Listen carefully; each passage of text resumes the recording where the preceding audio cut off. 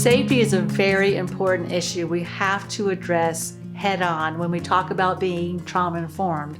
And the reason is that so many of our students come from environments where safety is not the number one priority. They have lived through situations where they have not felt safe. The language of love for many of them is that aggression equals connection.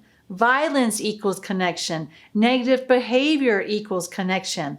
And so we have students who are coming into our classrooms bringing in very unsafe blueprints, and we don't have the tools that we really need to make sure that we're not only keeping students safe, but teachers safe as well.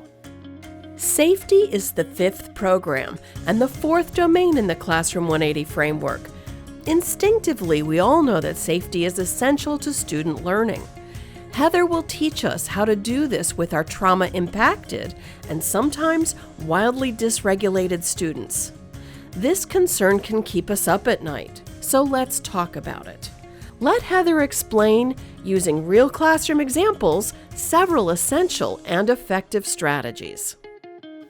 There will be some students with histories of aggression. Make sure that you look through their records. If you know the teachers that had them before, talk to them. Now, I know that some students are very transient and they may come in without their records, without the history. That will be an exception. But many of our students, we already know. Just expect it. Children don't grow out of trauma, they grow into trauma. That means if they've had a history of being aggressive, they will probably then be aggressive in your classroom. You might have a little bit of a honeymoon phase and you think, oh, everything's great. No. They will come right back in a fury because it's all being built up and pent up.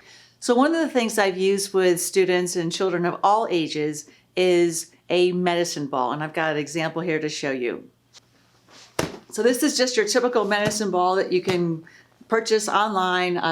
Most gyms have them. It's actually very soft. It is very heavy. Like this one is a 10-pounder. You can get them in all different weights. They come from 6 to 8 to 10 to up to 20 or 30. So depending obviously on the age of the child, the size of the child.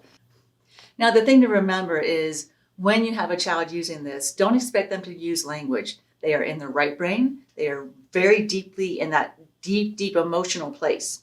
So words may not come out. What I want you to encourage them to do is just grunt, just to let it out, just to make a sound, to have volume, right? So you ready for this? So I'm gonna act like I'm mad at someone right now.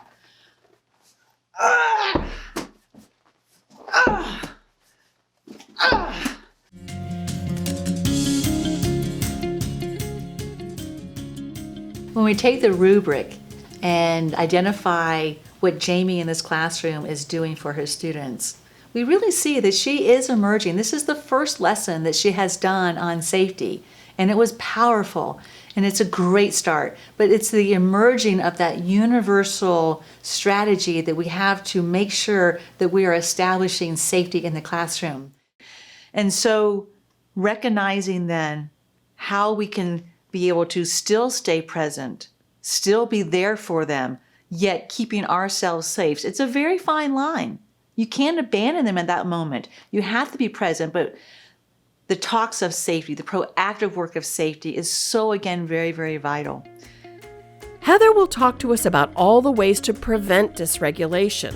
She will teach us strategies for when we see a meltdown occurring before our eyes. And yes, she discusses what we need to do when things get unsafe. So join us in this critical program on safety. Ready to take the next step to becoming trauma-informed and shift your classroom 180 degrees?